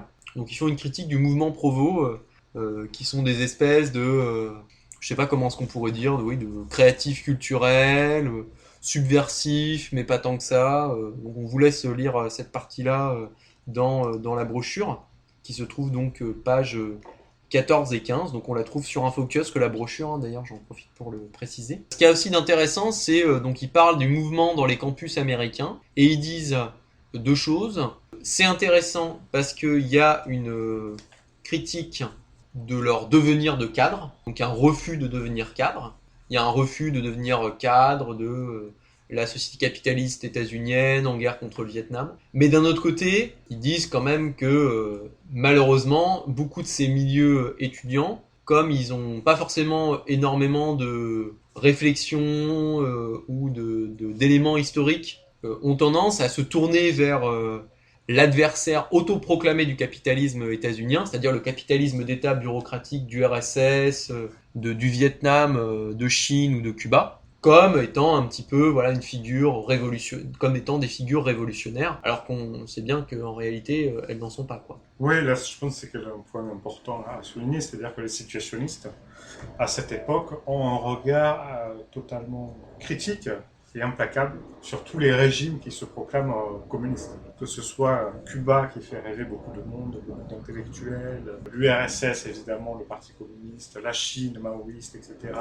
Sans parler des régimes du tiers-monde, etc. C'est vrai qu'ils maintiennent une critique de la bureaucratie, des régimes bureaucratiques, de la classe bureaucratique comme classe dirigeante, permet de garder un peu de lucidité par rapport à tous ces régimes exotiques, comme aujourd'hui on a le Venezuela, les insoumis qui s'enthousiasment pour ces régimes-là, ou en tout cas qui n'osent pas les critiquer ouvertement. Je pense que c'est important de dire qu'il y a un refus à la fois du capitalisme bureaucratique et des régimes qui se disent communistes, et à la fois un refus du capitalisme libéral, occidental, etc. Et que c'est bien de ne céder sur aucun des deux, parce que sinon on sombre dans l'acceptation de n'importe quel régime. Alors en plus avec Cuba, il y avait l'aspect exotique, machin, les cigares, Che Guevara, etc. Et c'est important de dénoncer tous ces régimes-là qui ont pu fasciner une certaine jeunesse à une époque. Voilà. Et c'est ce qu'ils disent d'ailleurs à un moment dans cette brochure, que accepter une oppression, c'est déjà accepter toutes les autres oppressions, quoi. Et donc il faut surtout pas accepter telle oppression, l'oppression, je sais pas, policière à Cuba, parce que en fait finalement on revient à accepter en bloc toutes les oppressions sociales, en les justifiant à chaque fois sous un autre nom, le progrès, les lois de l'histoire, la dialectique, le prolétariat, la dictature du prolétariat ou je ne sais quoi. Après, il y a autre chose qui est intéressant dans cette brochure et qui fait écho évidemment aujourd'hui, c'est la critique des beatniks. Là, je vais lire deux citations qui font éminemment écho à ce qui se passe aujourd'hui. Et donc, il commence à critiquer la mystique New Age qui va souvent avec une consommation de stupéfiants et autres narcotiques. La consommation en masse de la drogue est l'expression d'une misère réelle et la protestation contre cette misère réelle. Elle est la fallacieuse recherche de liberté dans un monde sans liberté, la critique religieuse d'un monde qui a lui-même dépassé la religion. Donc là, évidemment, ça fait penser à un passage... ce qui n'est pas le plus connu de la critique de la religion de Marx, puisque la plus connue, c'est évidemment la religion et l'opium du peuple, donc c'est bien, on est dans la thématique des drogues, mais c'est un passage où Marx critique le fait que la religion, c'est l'âme d'un monde sans âme. Donc là, les situationnistes font une critique de la consommation de drogue qui finalement ressemble un peu à la critique de la religion de Marx, c'est-à-dire à la fois c'est une critique implacable, et en même temps en disant que oui, mais ils sont pas dans une critique moraliste de la consommation de drogue, mais ils disent c'est tout simplement la fallacieuse recherche de liberté dans un monde sans liberté. Et je poursuis la citation. Ce n'est pas par hasard qu'on la retrouve surtout dans les milieux beatniks, cette droite des jeunes révoltés. Et donc là, évidemment, on pense à des mouvements aujourd'hui comme Colibri, qui sont un peu la droite des jeunes révoltés. Et donc je poursuis la citation. Foyer du refus idéologique et de l'acceptation des superstitions les plus fantastiques. Zen, spiritisme, mysticisme de la New Church et autres pourritures comme le gandhisme ou l'humanisme. Donc là, évidemment, on pense à toute la mode qu'il y a aujourd'hui autour du développement personnel, de l'écosophie et de tout un tas d'autres mouvements dont on n'a pas trop le temps ni l'envie de parler ici. Mais on voit quand même dans ce que dit cette brochure situationniste, comment est-ce que la révolte peut s'exprimer d'une multitude de manières, et notamment d'une manière spiritualiste finalement en niant la dimension de conflictualité et le caractère structurel de la misère de la vie capitaliste, et se réfugie dans la drogue et des croyances spiritualistes. Évidemment, c'est pas pour critiquer toute forme de spiritualité en soi, mais là, en l'occurrence, elle procède malheureusement encore trop souvent aujourd'hui, d'une forme de refus de la contestation, d'une contestation radicale, quoi. Oui, alors sur ce mouvement, c'est quand même le mouvement des hippies. Moi, je serais plus nuancé parce que les hippies, dans les années 60, il y a effectivement cette tendance à l'évasion, au voyage, à la drogue, etc. Il y a un autre courant des hippies qui sont plus portés vers la contestation, les diggers, les mouvements de Jerry Rubin, etc., qui sont assez intéressants finalement, dans le sens où il faut une critique de la vie quotidienne, où il faut une critique de la marchandise aussi, avec des repas gratuits, des théâtres de rue, etc. Ce qu'on pourrait leur reprocher, c'est effectivement d'être peu liés aux luttes de classe, aux luttes ouvrières, et d'être dans un mouvement uniquement contre-culturel. Et c'est vrai qu'il y aura une dérive généralisée du mouvement hippie, avec Woodstock, etc., qui va plus essayer d'être dans une libération individuelle, sans essayer de changer la société qu'il y a autour, la société capitaliste, avec cette illusion que par la drogue, le voyage, la musique, etc., on peut s'offrir des moments de liberté, des îlots de liberté dans un monde totalement aliéné. Effectivement, ça, c'est illusoire. Et je pense que cette critique est assez pertinente. Alors, on parlait des colibris, mais les colibris, c'est même pas la droite des jeunes révoltés. C'est la droite des nouveaux entrepreneurs néo-ruraux totalement bidons. Je pense qu'on n'est pas là dans les mouvements de contestation. Moi, ça me fait plus penser, alors, des mouvements du coup proches de nous, contestataires, etc. Il y a des composants, voilà, la ZAD, les squats, à Nuit debout aussi, de drogués, bon voilà, je ne sais pas comment le dire autrement, en tout cas d'alternatifs, hein, qui cherchent dans ces mouvements-là, pas une manière de s'opposer au capitalisme, de renverser la société marchande, mais plutôt d'avoir un mode de vie alternatif. Alors que ce soit par la drogue, par la spiritualité, je ne sais pas. Et je pense que c'est important de porter ce critique des mouvances alternatives, qui veulent faire des alternatives à côté de la société marchande, en pensant que c'est possible, alors que malheureusement, la société marchande nous traverse, ces logiques sont partout, et je pense que la logique de la fuite, de l'évasion, que ce soit par la drogue ou par un mode de vie alternatif, par le voyage, est illusoire. Alors, pour finir un peu sur la brochure, donc les auteurs de la brochure parlent également des contestations qui existent au sein du bloc de l'Est. Alors on voit qu'ils sont pas hyper renseignés dessus, c'est assez bref, mais en gros il dit qu'il y a effectivement des contestations au sein du bloc de l'Est, et qui sont plutôt radicales, selon eux. Et ils parlent également des forces et des limites des révolutionnaires japonais. Alors au niveau de leurs forces, eux ont bien assimilé l'idée qu'il ne fallait ni se placer du côté du capitalisme libéral de l'Ouest, ni du côté du capitalisme bureaucratique de l'Est, mais malgré tout, ils ne sont pas encore arrivés à ce qu'on pourrait appeler, une critique de type situationniste de la société marchande et du spectacle. Ils restent malgré tout à une forme de critique qui est plus ancienne, qui est un peu celle de socialisme ou barbarie, ou à la limite du conseillisme. Alors ils ne précisent pas trop quelle est l'orientation politique.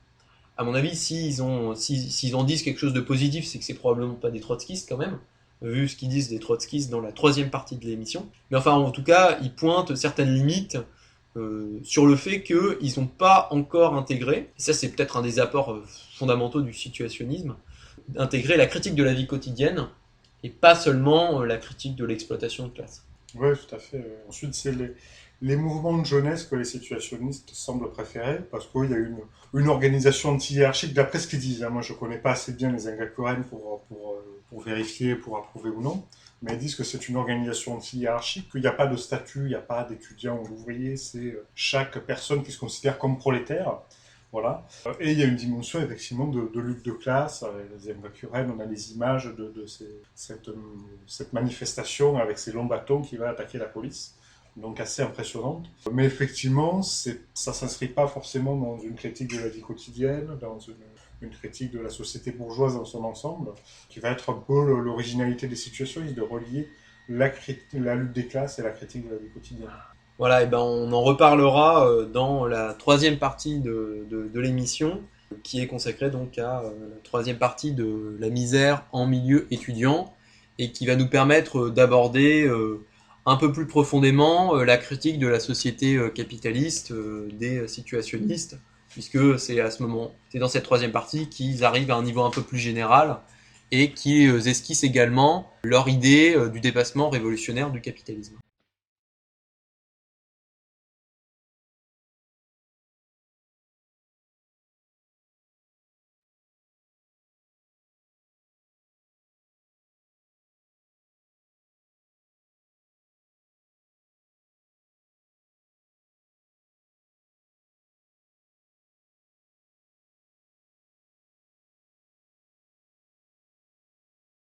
Et donc nous sommes toujours sur Radio Libertaire, la radio sans Dieu, sans maître et sans publicité, dans une émission de Sortir du capitalisme consacrée aujourd'hui à la célèbre brochure situationniste de la misère en milieu étudiant. Et nous sommes toujours avec Sylvain de Zone Subversive pour parler cette fois-ci de la troisième partie de cette brochure qui s'appelle « Créer enfin la situation qui rende impossible tout retour en arrière ».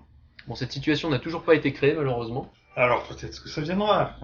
Cette année ou l'année prochaine. Mais oui, alors sur cette partie de la brochure, moi je trouve assez intéressant parce que tout simplement, c'est rare qu'il y ait des réflexions théoriques qui cherchent à se donner des perspectives politiques. C'est-à-dire au-delà du constat qu'on peut faire d'une société d'exploitation, d'aliénation, etc. Il y a là la volonté de changer les choses et surtout de dresser des perspectives pour comment changer la société. Et donc les situationnistes vont faire une critique de l'héritage du mouvement ouvrier, que ce soit évidemment la révolution russe, l'émergence d'une nouvelle classe sociale qui est la bureaucratie, qui va finalement exploiter le prolétariat, comme avant la bourgeoisie pouvait exploiter le prolétariat. Et ils vont surtout s'inscrire dans un courant du mouvement ouvrier qui est très minoritaire à l'époque, qui est sans doute encore plus minoritaire aujourd'hui, qui est le communisme de conseil. Donc ils vont mentionner les conseils ouvriers comme la perspective à se donner.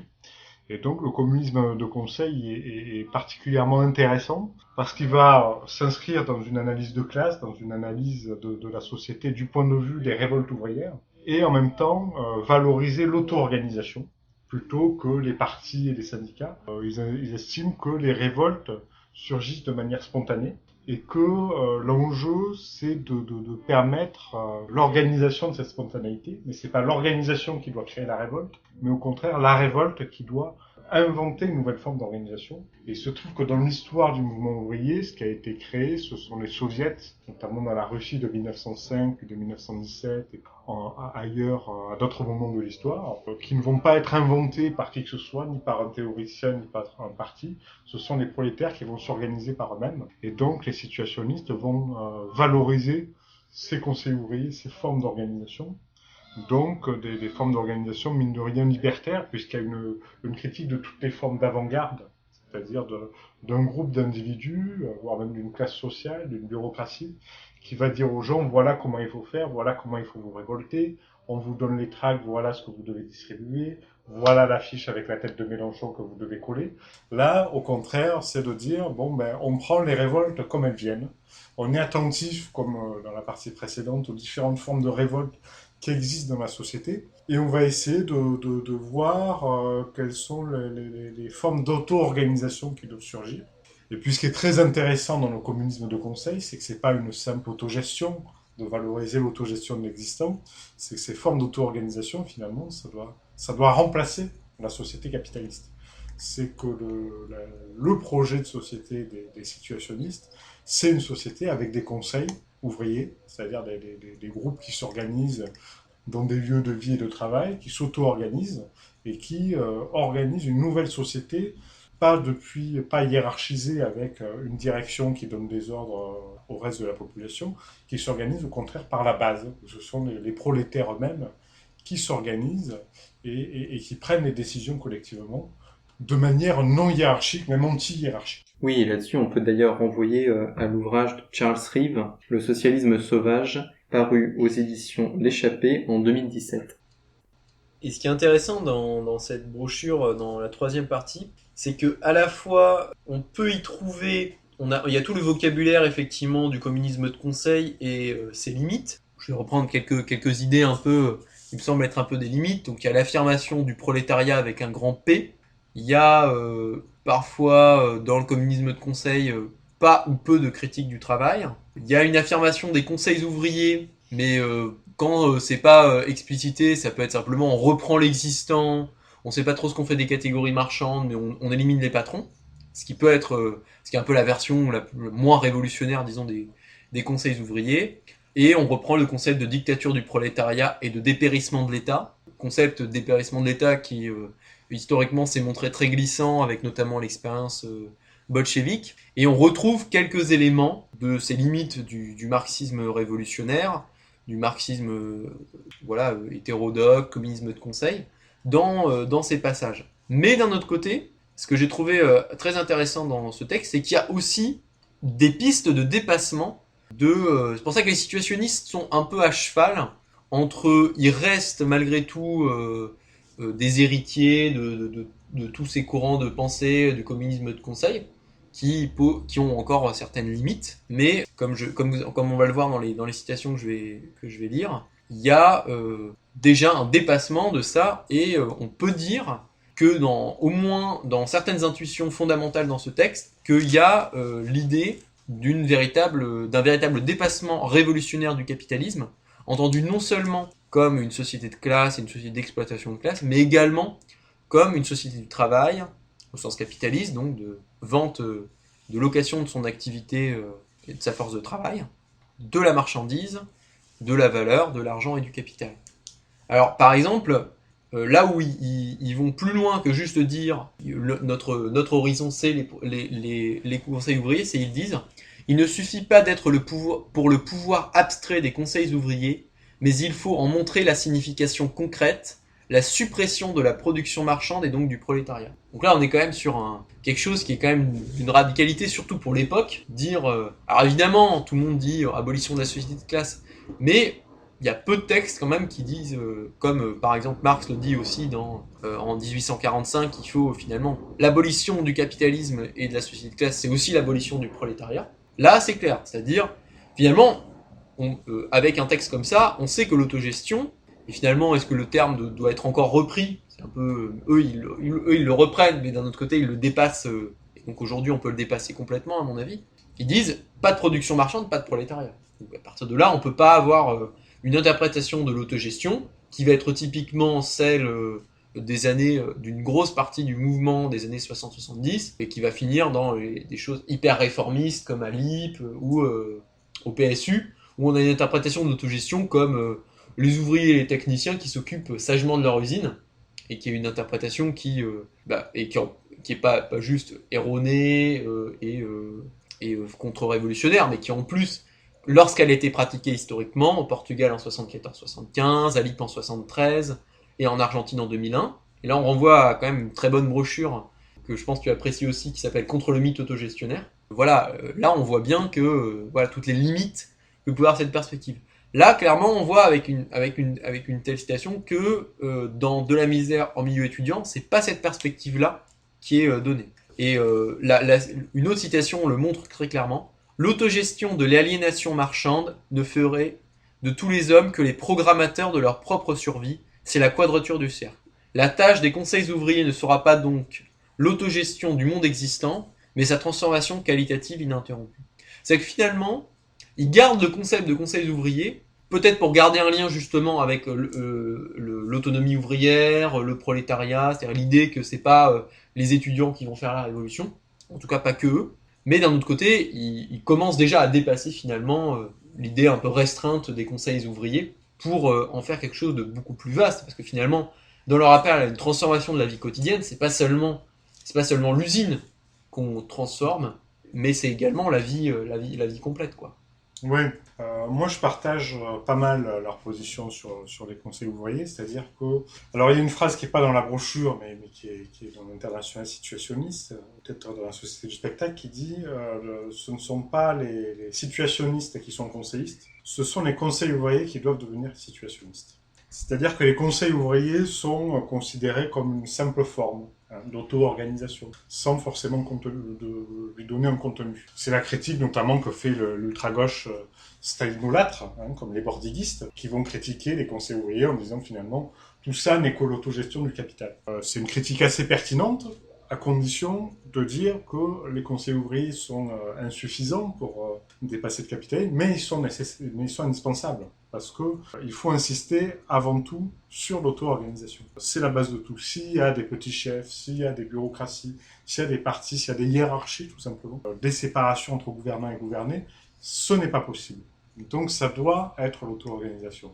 Ensuite, cette auto-organisation, il faut lui donner un contenu politique. Et ça, comme tu l'as bien dit, il donne un contenu assez clair au Conseil ouvrier, qui est l'abolition de la marchandise et même, selon leurs termes, la critique unitaire. C'est-à-dire finalement la critique de tous les aspects d'exploitation et d'aliénation qui existent dans la société marchande, toutes les formes d'oppression, quelles qu'elles soient, qui ne doivent pas être tolérées, même quand il s'agit de sociétés prétendument communistes, et une critique globale de la société, critique de la société dans son ensemble, toutes les formes d'oppression, toutes les formes d'aliénation qui traversent la société et les relations humaines, doivent être abolies, dépassées, détruites, tout simplement.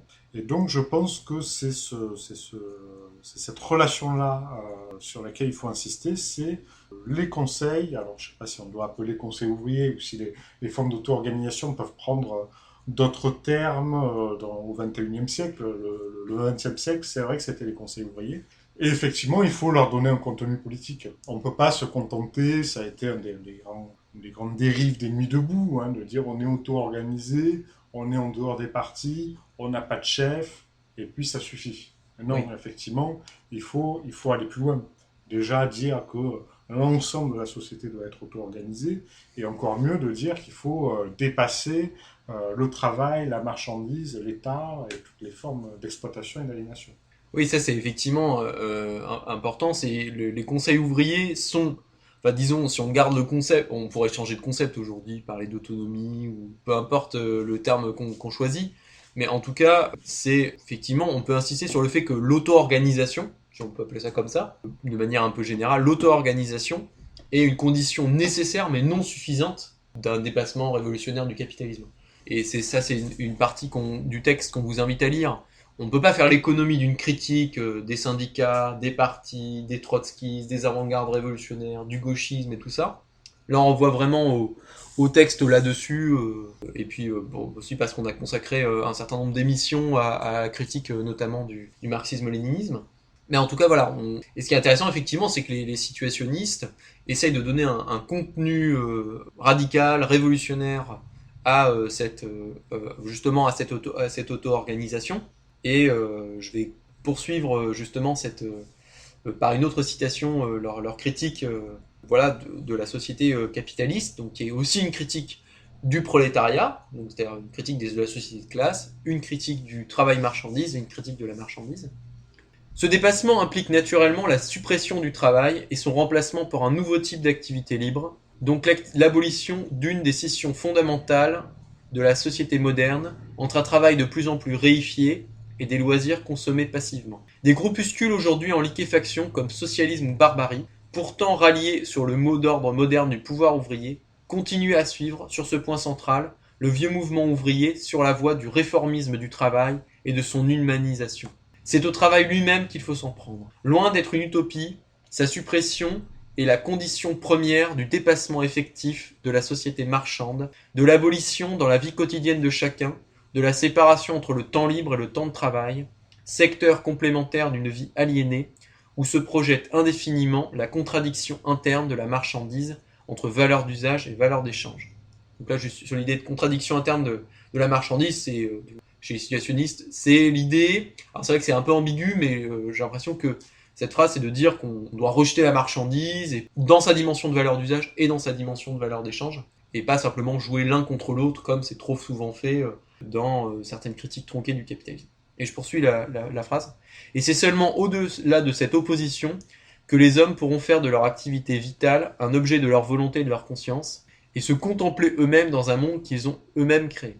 Donc là, on voit bien qu'il y a une critique radicale du travail, et une critique radicale du travail comme aliénation. Alors, je l'ai déjà précisé dans d'autres émissions, mais je pense que c'est toujours bien, surtout qu'on a beaucoup parlé d'aliénation, d'aliéner, de revenir un peu à une définition précise de ce concept, parce que autant exploitation et domination, c'est un peu plus immédiatement intelligible, autant le concept d'aliénation l'est moins. Donc ces 3 concepts de l'allemand, qui viennent de l'allemand, qu'on retrouve chez Marx et qu'on a traduit en français par un seul concept qui est aliénation. Et ces 3 concepts en allemand veulent dire se déposséder, ou dépossession, devenir étranger et vendre, se vendre.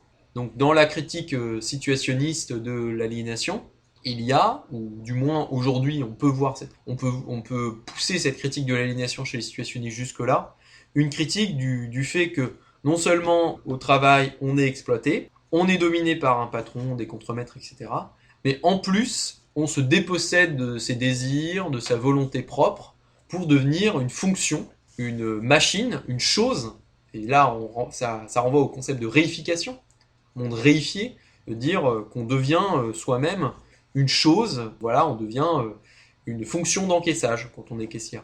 Et du coup, c'est dans cette critique de l'aliénation, situationniste critique quelque chose qui est vraiment central dans la société capitaliste, qui est le fait qu'on se dépossède de soi pour correspondre à des rôles de production. Rôle de cadre, rôle d'employé, rôle d'ouvrier spécialisé et tout ça. Et c'est une critique vraiment très importante à faire. Et cette critique de l'aliénation, elle implique une critique du travail. Alors bien sûr, on peut juger que cette critique du travail des situationnistes, elle est encore un peu légère, mais malgré tout, au moins dans ce texte-là, il y a vraiment des bases d'une critique radicale du travail, puisque en parallèle, il parle aussi du travail marchandise. Donc c'est chez les situationnistes, il y a une compréhension de la spécificité du travail dans le capitalisme, et en même temps, ils vont pas chercher à invoquer un autre travail fantasmatique, ce serait le bon travail, mais ils font une critique du travail comme activité contrainte au sein du capitalisme. Alors sur l'aliénation, il y a une définition dans cette brochure du prolétaire, qui est donc le sujet révolutionnaire selon les situationnistes, c'est-à-dire ce sont les prolétaires eux-mêmes qui doivent faire la révolution. Et donc les prolétaires, pour eux, c'est celui ou celle qui n'a aucun pouvoir sur l'emploi de sa vie et qui le sait. Donc ça rejoint un peu la définition de l'aliénation, du fait que finalement on veut reprendre le contrôle de nos existences, et que c'est dans cette perspective-là que doit se faire la révolution. Et oui, sur la critique du travail, là, ça rejoint un peu l'inspiration artistique des situationnistes, d'où leur différenciation, par exemple, avec des groupes communistes de conseil comme Socialisme ou Barbarie. C'est-à-dire que dans l'affiliation un peu des dadaïstes, ils vont valoriser la créativité, le jeu, le ludique, contre la contrainte, la discipline du travail. Et ça, c'est vrai que ça leur donne une spécificité par rapport aux autres courants du mouvement ouvrier, d'insister aussi sur le plaisir plutôt que sur la soumission aux règles. Et ça rejoint effectivement le projet des avant-gardes artistiques qui était de transformer le monde pour changer la vie. Effectivement, la critique du travail se fait, c'est une critique juste... qui n'est pas pour une autogestion du travail ou pour une activité travail qui soit sous forme différente, etc. C'est vraiment pour une activité libre, pour une activité réellement épanouissante. On ne va pas organiser les gens pour produire des choses ou des marchandises. On va faire en sorte que le jeu, la créativité, le plaisir permettent de créer ce qui est nécessaire pour vivre. C'est une manière de repenser la société totalement différente. Oui, et c'est pour ça que dans cette perspective et dans la situation qui est la nôtre aujourd'hui, ce texte est malgré tout très inspirant. Je m'attendais en le relisant à quelque chose de plus daté, et en réalité, à part sur les aspects où ils décrivent les mouvements de leur époque, et même si aujourd'hui, effectivement, il y a des théories critiques qui peuvent aller plus loin sur tel ou tel sujet, la communisation, la critique de la valeur ou d'autres courants, malgré tout, clairement, ça reste inspirant pour aujourd'hui, et c'est clairement la critique radicale du capitalisme la plus avancée de leur époque, bien au-delà de tout ce qui se faisait à part ça, même si évidemment il y avait des choses dans le situationnisme qui étaient plus ou moins radicales en fonction des époques et tout ça. Je pense qu'on l'abordera quand on fera des émissions sur Debord ou Vaneigem.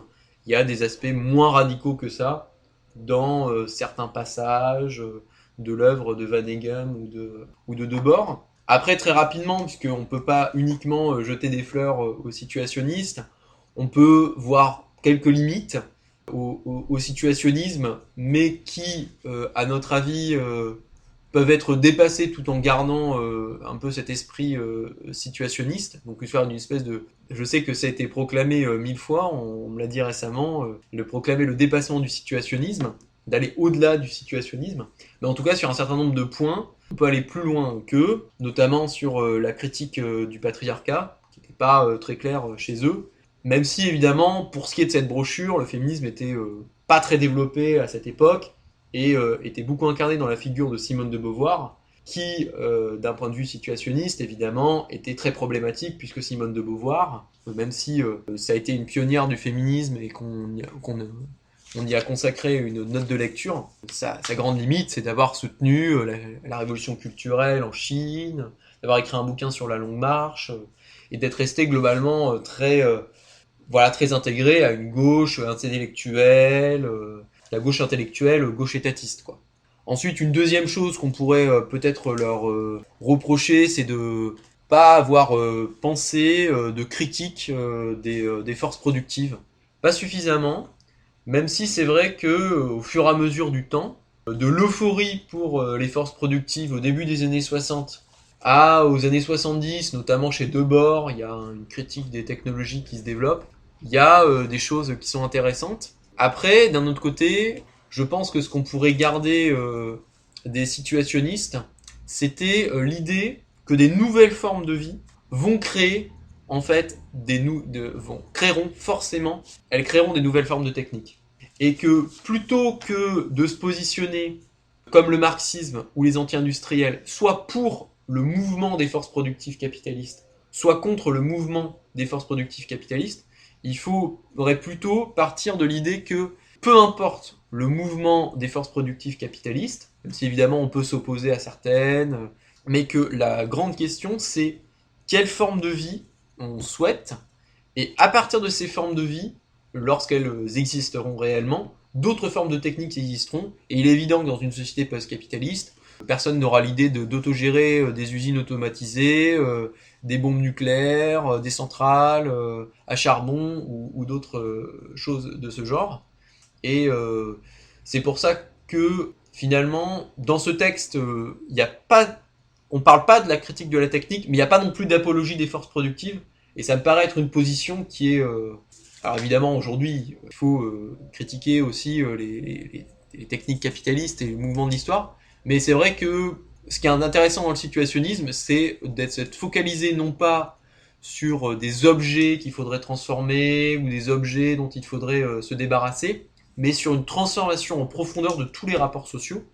Et c'est ce qui semble en tout cas être prioritaire et le plus important, avant même de combattre telle ou telle technologie.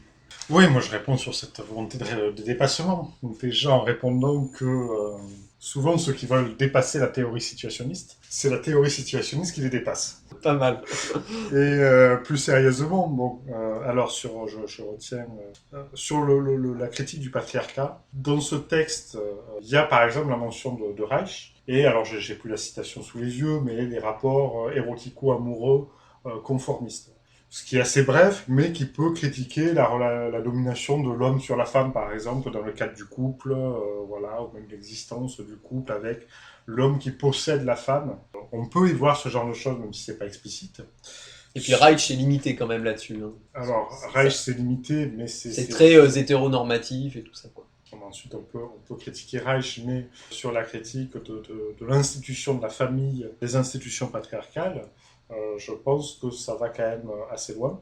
Ensuite, que Reich soit homophobe, ou en tout cas ait une conception de la sexualité uniquement génitale, ça c'est vrai. Sur le féminisme des situationnistes, c'est vrai que les situationnistes, par contre, pas dans ce texte, mais dans des détournements de femmes dénudées qui disent, alors j'ai plus la citation en tête, mais c'est vrai qu'il y a certains discours situationnistes qui vont dans le sens du patriarcat, que une femme a besoin d'un homme pour jouir, ce genre de discours, effectivement, où les situationnistes n'ont pas forcément une réflexion sur le patriarcat très aboutie, c'est le moins qu'on puisse dire.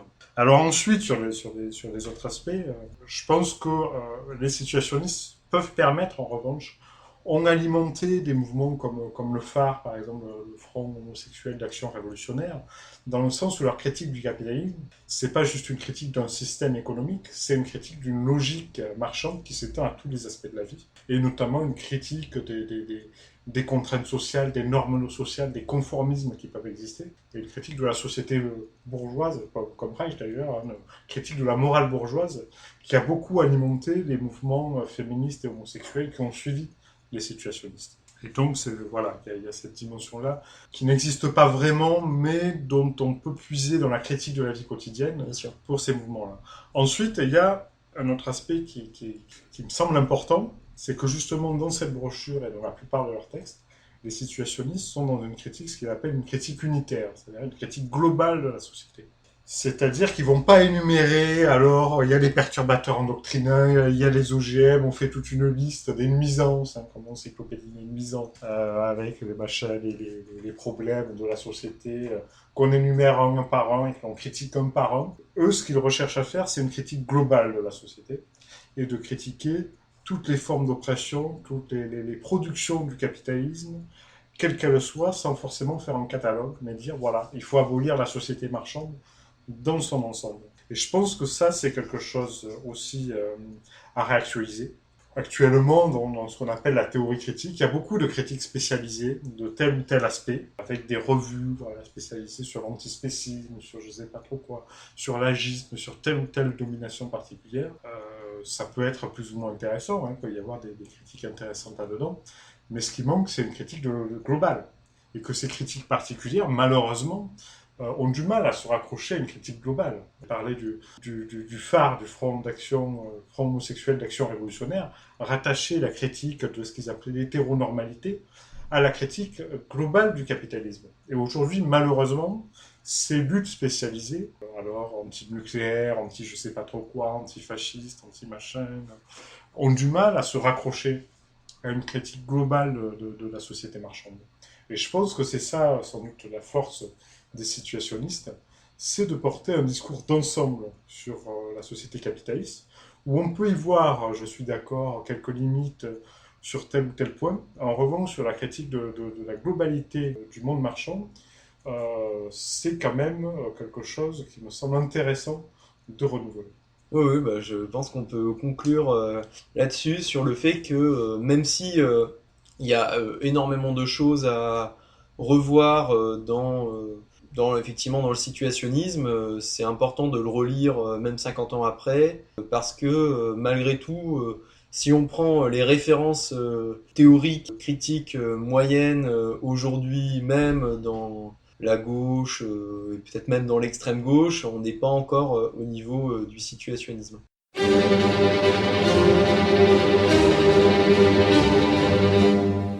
Sans doute, l'arme de la critique ne peut-elle remplacer la critique des armes. La puissance matérielle ne peut être abattue que par la puissance matérielle. Mais la théorie aussi, dès qu'elle s'empare des masses, devient une puissance matérielle.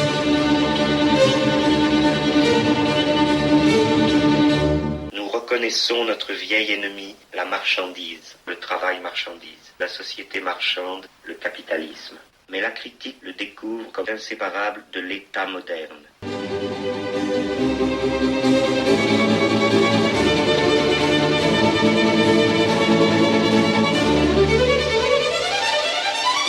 Une société raciste n'est pas la collection composite de groupes hétérogènes, mais fonctionne suivant un système de relations entre groupes de pouvoir inégal. Non, la race n'existe pas. Si, la race existe. Non, certes, elle n'est pas ce qu'on dit qu'elle est, mais elle est néanmoins la plus tangible, réelle, brutale des réalités.